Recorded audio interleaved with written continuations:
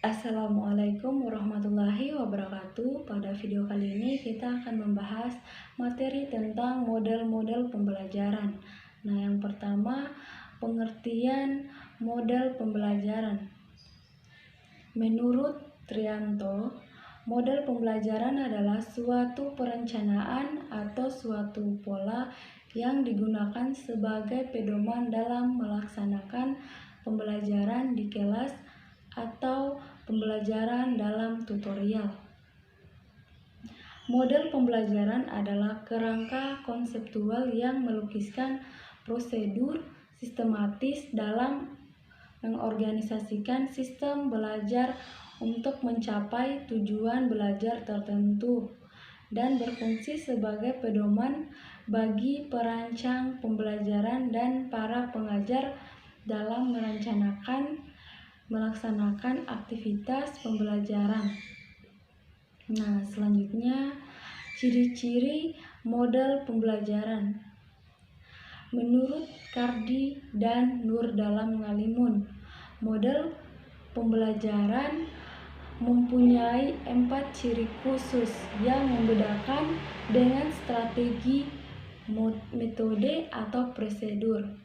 Ciri-ciri tersebut antara lain: yang pertama, model pembelajaran merupakan rasional, teoretik, logis yang disusun oleh para pencipta atau pengembangnya. Yang kedua, berupa landasan pemikiran mengenai apa dan bagaimana peserta didik akan belajar. Nah, yang ketiga, tingkah laku pembelajaran yang diperlukan agar model tersebut dapat dilaksanakan dengan berhasil. Nah, 4, lingkungan belajar yang diperlukan agar tujuan pembelajaran itu dapat tercapai. Nah, selanjutnya jenis-jenis pembelajaran. Yang pertama, model discovery learning atau inquiry. Model pembelajaran menyingkapkan penemuan adalah memahami konsep, arti, dan hubungan melalui proses intuitif untuk akhirnya sampai kepada suatu kesimpulan.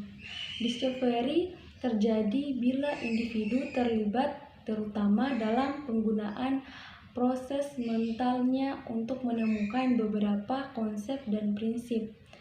Discovery dilakukan melalui observasi, klasifikasi, pengukuran, prediksi, penentuan, dan inferensi.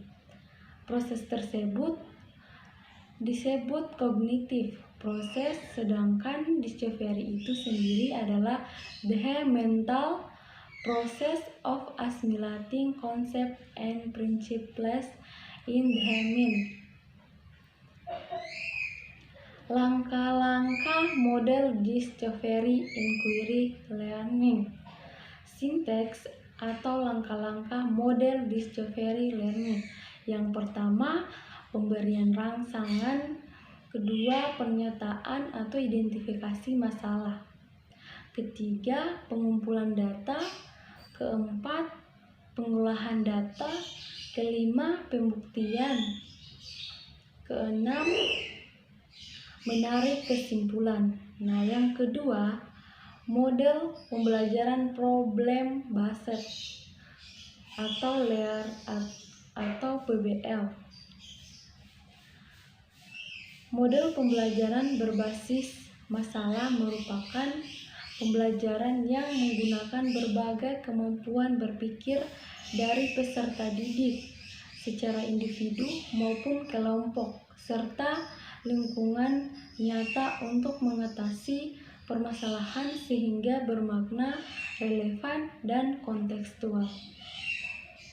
Selanjutnya, tujuan PBL adalah untuk meningkatkan kemampuan dalam menerapkan konsep-konsep pada permasalahan baru atau nyata, pengintegrasian konsep higher order thinking skill, keinginan dalam belajar, mengarahkan belajar diri sendiri dan keterampilan. Selanjutnya, karakteristik yang tercakup dalam PBL menurut Tan. Antara lain, 1. Masalah digunakan sebagai awal pembelajaran. Yang kedua, biasanya masalah yang digunakan merupakan masalah dunia nyata yang disajikan secara mengambang. Ketiga, masalah biasanya menuntut perspektif majemuk. Keempat, masalah membuat pembelajaran tertantang untuk mendapatkan pembelajaran di ranah pembelajaran yang baru. 5. Sangat mengutamakan belajar mandiri. 6. Memanfaatkan sumber pengetahuan yang bervariasi, tidak dari satu sumber saja. Dan yang terakhir, 7. Pembelajarannya kolaboratif, komunikatif, dan kooperatif. Karakteristik ini menuntut peserta didik untuk dapat menggunakan kemampuan berpikir tingkat tinggi, terutama kemampuan pemecahan masalah. Nah, yang ketiga, model pembelajaran project based learning. Model project based learning adalah model pembelajaran yang melibatkan keaktifan peserta didik dalam memecahkan masalah, dilakukan secara berkelompok atau mandiri melalui tahapan ilmiah dengan batasan waktu tertentu yang dituangkan dalam sebuah produk untuk selanjutnya dipresentasikan kepada orang lain. Nah, selanjutnya karakteristik PJBL. Yang pertama, penyelesaian tugas dilakukan secara mandiri dimulai dari tahap perencanaan, penyusunan, hingga pemaparan produk. Yang kedua, peserta didik bertanggung jawab penuh terhadap proyek akan dihasilkan. Yang ketiga, proyek melibatkan peran teman sebaya, guru, orang tua, bahkan masyarakat. Yang keempat, melatih kemampuan berpikir kreatif.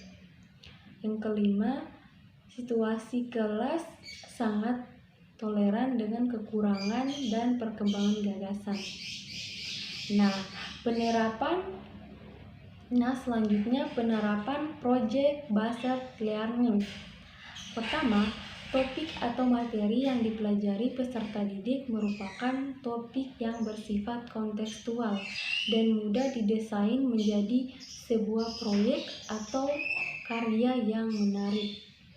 Kedua, peserta didik tidak diiringi untuk menghasilkan satu proyek saja, atau satu peserta didik menghasilkan satu proyek. Ketiga, proyek tidak harus selesai dalam satu pertemuan. Keempat, proyek merupakan bentuk pemecahan masalah sehingga dari pembuatan proyek bermuara pada peningkatan hasil belajar. Kelima, bahan, alat, dan media yang dibutuhkan untuk membuat proyek diusahakan tersedia di lingkungan sekitar dan diarahkan memanfaatkan bahan bekas atau sampah yang tidak terpakai agar menjadi bernilai guna. Ketujuh, penilaian autentik menekankan kemampuan merancang, menerapkan, menemukan, dan menyampaikan produknya kepada orang lain. Terima kasih. Wassalamualaikum warahmatullahi wabarakatuh.